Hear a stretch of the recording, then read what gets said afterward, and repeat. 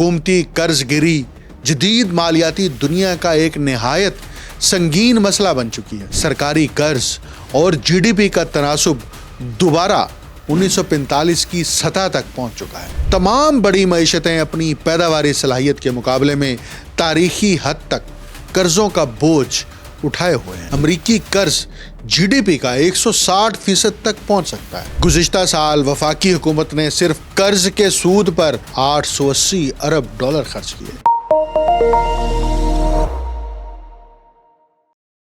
آپ دیکھ رہے ہیں انٹولڈ سٹوری ود ڈاکٹر اکمل سومرو۔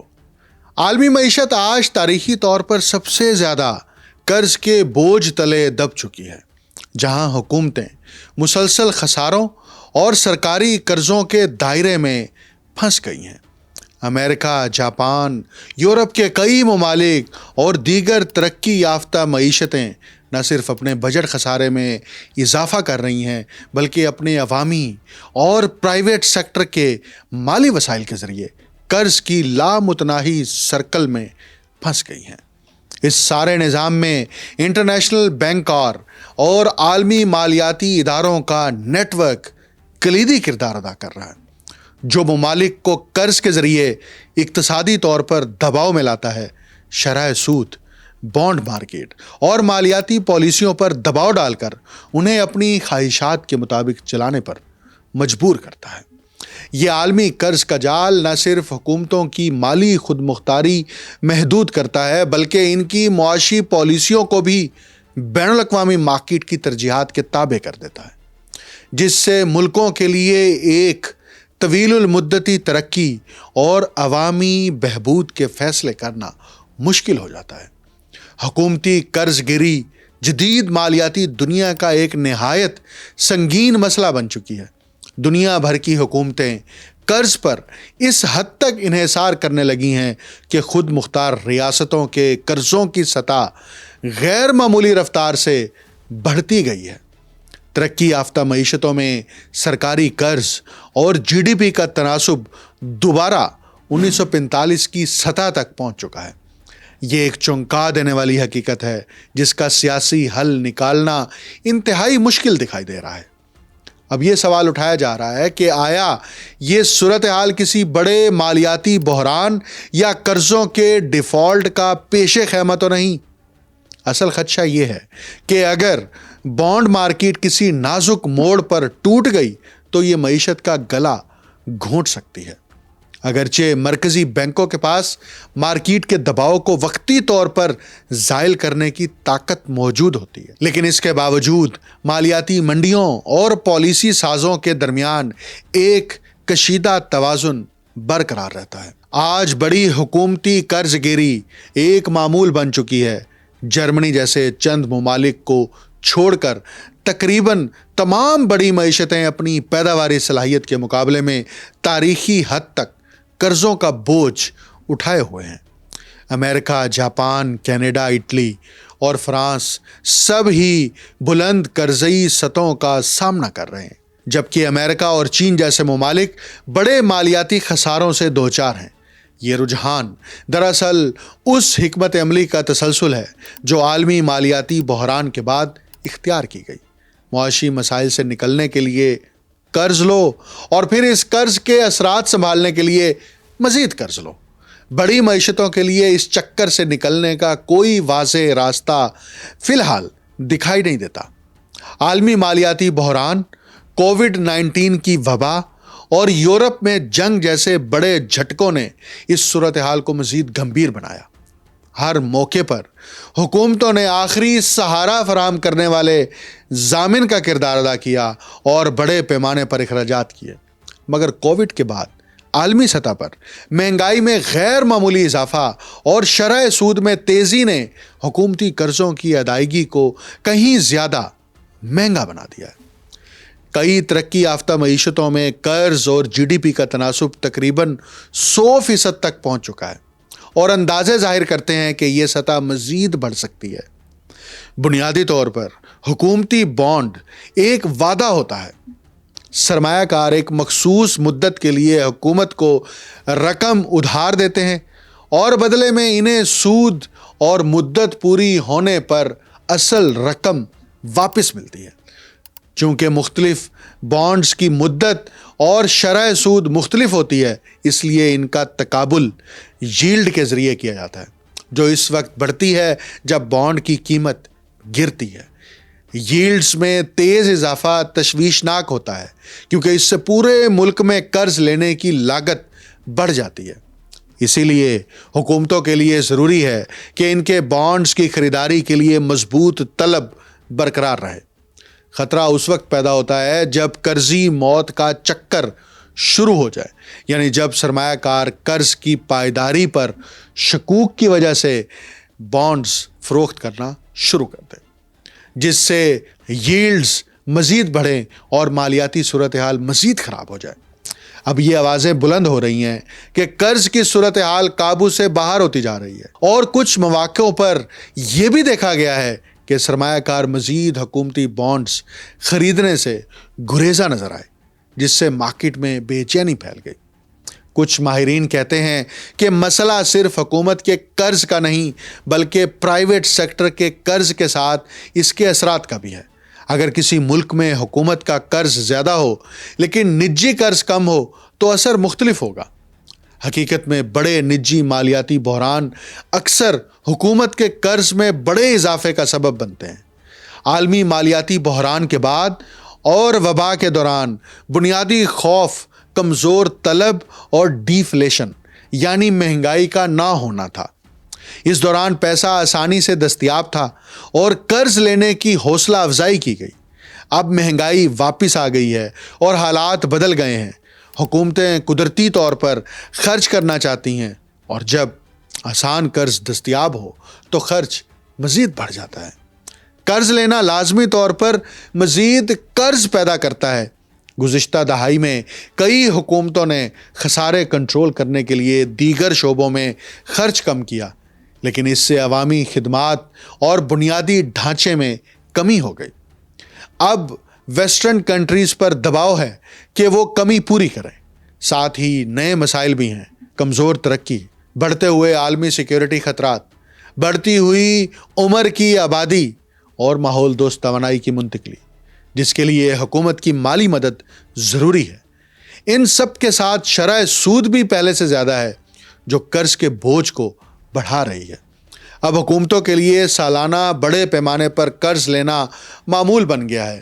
اگر مہنگائی کم رہتی تو سرمایہ کار قرض دینے کے لیے تیار رہتے، لیکن اگر مہنگائی بڑھتی ہے تو قرض دینا مشکل ہو جاتا ہے، کیونکہ طلب اور رسد ٹکرانے لگتی ہے۔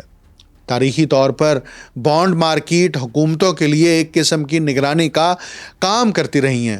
بانڈ ویجیلنٹس ایسے سرمایہ کار ہیں جو جب حکومت مالیاتی نظم و ضبط برقرار نہیں رکھتی تو بانڈ ییلڈز بڑھا کر قرض مہنگا کر دیتے ہیں، جس سے معیشت سست پڑتی ہے اور مہنگائی کم ہوتی ہے۔ خطرہ یہ ہے کہ ییلڈز اتنی بڑھ جائیں کہ معیشت دب جائے۔ حال ہی میں اس کا واضح مثال 2022 میں برطانیہ میں دیکھنے کو ملی۔ وزیر اعظم لیز ٹروس اور وزیر خارجہ کواسٹی کارٹنگ کی مالی منصوبہ بندی پر مارکیٹ کا رد عمل بہت تیز تھا۔ بانڈ کی قیمتیں جلدی گریں، ییلڈز بڑھے اور بیچنے کا عمل تیز ہوا، جس سے بینک آف انگلینڈ کو مداخلت کرنی پڑی۔ یہ واقعہ دنیا بھر کی حکومتوں کے لیے سبق ہے۔ جب بانڈ مارکیٹ اعتماد کھو دیتی ہے تو قرض مہنگا ہو جاتا ہے، مورگیج کی لاگت بڑھ جاتی ہے اور عام لوگوں پر برا اثر پڑتا ہے۔ بانڈ مارکیٹ صرف مالیاتی میدان نہیں بلکہ عام زندگی پر بھی براہ راست اثر ڈالتی ہے۔ برطانیہ اکثر اس موضوع میں توجہ کا مرکز رہتا ہے کہ قرض کی پائیداری کے حوالے سے مسائل کس حد تک سنگین ہیں۔ تاہم یہ بنیادی طور پر مالیاتی ساکھ کا مسئلہ نہیں ہے۔ اصل تشویش طویل المدتی اقتصادی نمو کے امکانات سے متعلق ہے۔ اس وقت برطانیہ میں کوئی مالیاتی بحران نہیں ہے، جیسا کہ ہم نے لیز ٹروس کے دور میں 2 یا 3 سال قبل دیکھا تھا۔ موجودہ حکومت نے نسبتاً محدود مالی حالات وراثت میں حاصل کیے ہیں، لیکن یہ نظم و ضبط برقرار رکھنا مشکل ہے کیونکہ اخراجات کے دباؤ بہت زیادہ ہیں۔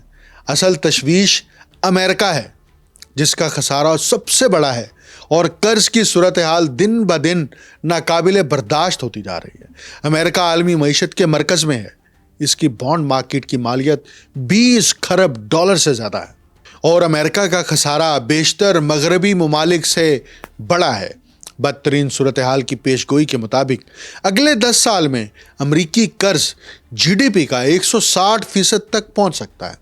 گزشتہ سال وفاقی حکومت نے صرف قرض کے سود پر 880 ارب ڈالر خرچ کیے، جو ایک دہائی قبل کے مقابلے میں 4 گنا زیادہ ہے، اور تقریباً اتنا ہی جتنا صحت کے شعبے پر خرچ کیا جاتا ہے۔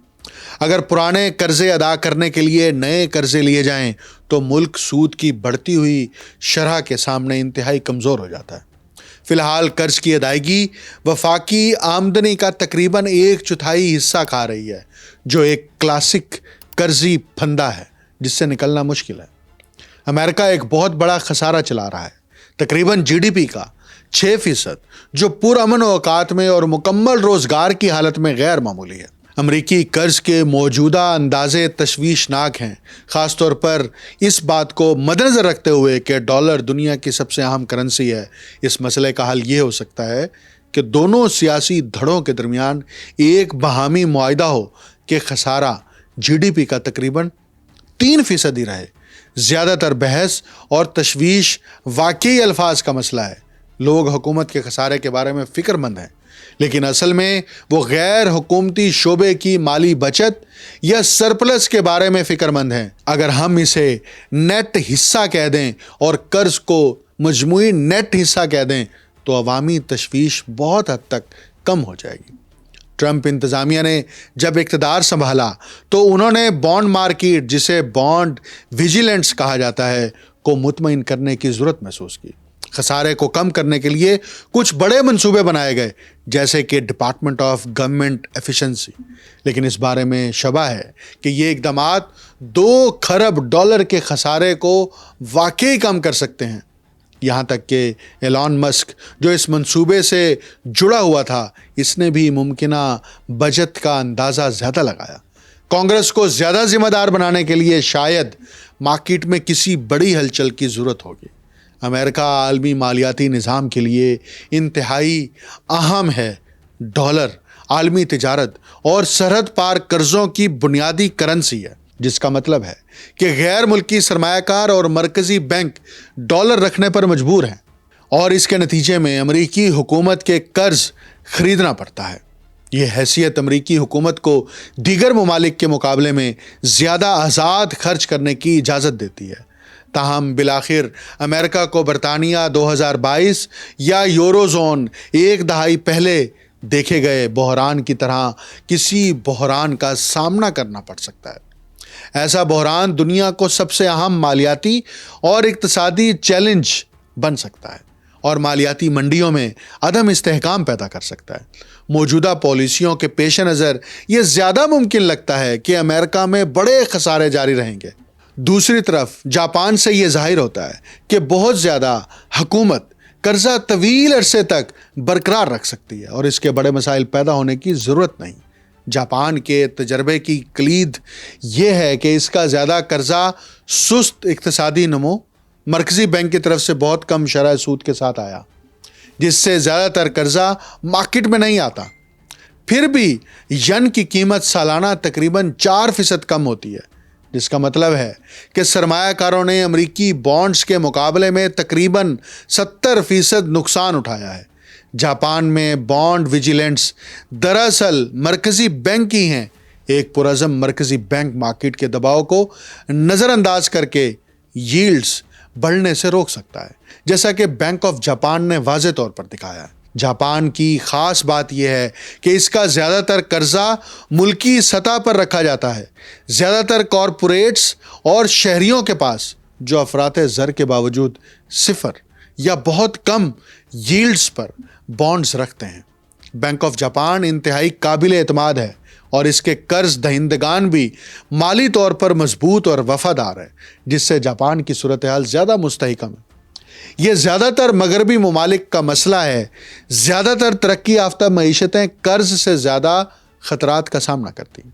چین کو بعض اوقات جاپان سے 10، 20 یا 30 سال پہلے کی طرح دیکھا جاتا ہے، جہاں مشابہ چیلنجز ہیں: بڑھتی ہوئی عمر کی آبادی، قرض کی بڑھتی ہوئی سطح اور سست ترقی۔ چین کا قرض بہت زیادہ ہے اور ملک نسبتاً بند نظام میں کام کرتا ہے۔ وہ حل جو دیگر ممالک میں کام کرتے ہیں شاید وہاں دستیاب نہ ہو، جس سے خدشہ پیدا ہوتا ہے کہ قرض ایک سنجیدہ مسئلہ بن سکتا ہے۔ یورو زون کی عوامی مالیات برطانیہ، امریکہ یا جاپان کے مقابلے میں مضبوط ہیں، لیکن اس بلاک کی مالی صورتحال یکساں نہیں ہے۔ اٹلی سب سے بڑے قرض لینے والوں میں سے ایک ہے اور فرانس میں سیاسی طور پر خرچ کو کنٹرول کرنا مشکل ہے۔ فرانس میں خسارے اور قرض کے مسائل جاری ہیں، اور زیادہ اور بڑھتا ہوا قرض تشویش کا سبب ہے۔ قرض اور جی ڈی پی کے تناسب کو مستحکم کرنا ضروری ہے، لیکن اس کے لیے بڑے مالیاتی اقدامات کی ضرورت ہوگی، تقریباً 150 ارب یورو، جو سیاسی طور پر بہت مشکل ہے بغیر کسی بحران کے۔ جرمنی جو تاریخی طور پر مالی نظم و ضبط کے لیے مشہور ہے اور دنیا کے سب سے محفوظ بانڈ مارکیٹس میں سے ایک ہے، اس نے حال ہی میں دفاع اور بنیادی ڈھانچے پر سینکڑوں ارب یورو خرچ کرنے کا وعدہ کیا ہے۔ یہ ایک اہم تبدیلی کی نمائندگی کرتا ہے، کیونکہ جرمن نجی شعبہ بڑا سرپلس رکھتا ہے اور گھریلو طلب کمزور ہے۔ سست ترقی اور کم سرمایہ کاری نے جرمنی کی اقتصادی مسابقت کو محدود کیا ہے، خاص طور پر چین جیسے ممالک کی سبسڈی یافتہ صنعتوں کے مقابلے میں۔ جرمن صارفین جنہیں وبا کے دوران چیک کے ذریعے براہ راست امداد نہیں ملی، زیادہ محتاط رہے اور خرچ کم کیا۔ اب جبکہ جرمنی عوامی ایکسپینڈیچر بڑھا رہا ہے، وہ عملی طور پر عالمی قرض کے پھیلاؤ میں شامل ہو رہا ہے۔ یہ ایک اہم بات واضح کرتا ہے: قرض ہمیشہ نقصان دہ نہیں ہوتا۔ اٹلی کا قرض زیادہ ہے، لیکن ایک مالی طور پر ذمہ دار وزیر اعظم کے ساتھ ملک اپنے قرضوں کا بہتر انتظام کر رہا ہے۔ اسی طرح ذمہ دارانہ قرض لینا اور اس اسٹریٹجی کے تحت عوامی سرمایہ کاری کرنا اقتصادی نمو کا سہارا دے سکتا ہے، نہ کہ استحکام کو خطرے میں ڈالے۔ اٹلی کے قرضے کا مسئلہ اس لیے ابھی تک سنجیدہ نہیں ہوا کیونکہ برسل سے آنے والا بہت سا فنڈ صرف اس صورت میں ملتا ہے جب ممالک ذمہ داری سے کام کریں، اور اٹلی نے کافی حد تک ایسا کیا ہے۔ بانڈ ویجیلنس کی طاقت آج پہلے سے کہیں زیادہ ہے کیونکہ اب قرض کی مقدار بہت زیادہ ہے۔ یہ سوال کہ سیاستدان اس پیغام کو سمجھیں گے یا نہیں ایک الگ بات ہے۔ ہمیں حکومت کے خسارے اس سطح تک کم کرنے ہوں گے جہاں قرض آمدنی کے مقابلے میں نہ بڑھے۔ اگر ایسا نہ ہوا تو مالیاتی مارکیٹس کو شدید خطرہ لاحق ہے۔ مسئلہ یہ ہے کہ کوئی واضح حد نہیں ہے، کوئی خاص فیصد جس پر بانڈ مارکیٹ رد عمل ظاہر کرے، اور یہ غیر یقینی صورتحال سرمایہ کاروں کے لیے پریشان کن ہے کیونکہ وہ اس کے خلاف خود کو محفوظ نہیں کر سکتے۔ ایک بڑا خطرہ وہی ہے جو 1970 کی دہائی میں دیکھا گیا۔ اپنے کرنسی میں قرض جاری کرنے والی حکومتیں شاذ و نادر ہی ڈیفالٹ کرتی ہیں، لیکن کچھ حکومتوں کے تحت مثلاً ٹرمپ انتظامیہ اور ممکنہ طور پر فیڈ کی پالیسی کے ساتھ یہ 1 یا 2 سال میں ممکن ہو سکتا ہے۔ اگر ایسا ہوا تو بانڈ مارکیٹ ٹوٹ سکتی ہے، سود کی شرح بڑھ سکتی ہے، افراط زر بڑھ سکتا ہے، اور آخر کار افراط زر قرض کو ختم کر دے گا۔ یہ منظر سرمایہ کاروں کے لیے خطرناک ہونا چاہیے۔ کچھ تو بدلنا ہی ہے، یا تو بانڈ سرمایہ کار کم منافع قبول کریں یا حکومتیں اپنے اخراجات میں بڑی کمی کریں۔ کڑی کفایت شعاری ممکن نہیں، اور اگر قرض کا مارکیٹ سے بڑھنے والا سلسلہ شروع ہوا اور حکومتیں غالباً اسے روکیں گی۔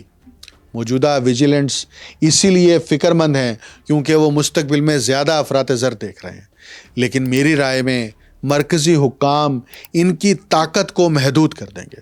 مثال کے طور پر دوسری عالمی جنگ کے بعد حکومتوں نے قرض لینے کی قیمت مارکیٹ کے حوالے نہیں کی، انہوں نے لوگوں کو بانڈ خریدنے پر مجبور کیا اور ییلڈز کو مصنوعی طور پر کم رکھا تاکہ قرض کا سلسلہ نہ بڑھے۔ چاہے ہم جمہوریت میں رہیں یا آمریت میں، اختیار ویجیلنٹس پر ہے، نہ کہ وہ حکومتوں پر ہے۔ معاشیات دان اس بارے میں بحث کرتے ہیں، کچھ کہتے ہیں کہ قرض کی ادائیگی قریب ہے اور اگر اسے جلد کم نہ کیا گیا تو مسائل پیدا ہوں گے۔ دوسرے کہتے ہیں کہ حکومت کا فائنانس گھرانے کے فائنانس جیسا نہیں ہوتا. آپ کے پاس پیسے چھاپنے کی طاقت ہوتی ہے مگر آپ بل وقت پر نہیں بھی ادا کر سکتے. مسئلہ یہ ہے کہ ایسا کرنے سے افراط زر بڑھتا ہے. کوئی بھی ایسا حل بالکل مفت نہیں ہے. اگر حکومت کو ٹریجری مارکیٹ بڑی اور بڑھتی ہوئی لگتی ہے تو وہ فیصلہ کر سکتی ہے کہ مزید بانڈ نہ جاری کیے جائیں.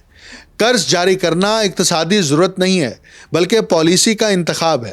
مقصد یہ نہیں کہ قرض ختم کر دیا جائے بلکہ اسے اس سطح پر مستحکم کرنا ہے جسے عوام اور قرض دہندگان مناسب سمجھیں. میرا خیال ہے کہ حکومتیں وہ انتہا پسندانہ طریقہ اپناتی ہیں جو کچھ لوگ تجویز کرتے ہیں، یعنی سینٹرل بینک کے ذریعے براہ راست حکومت کی مالی معاملت.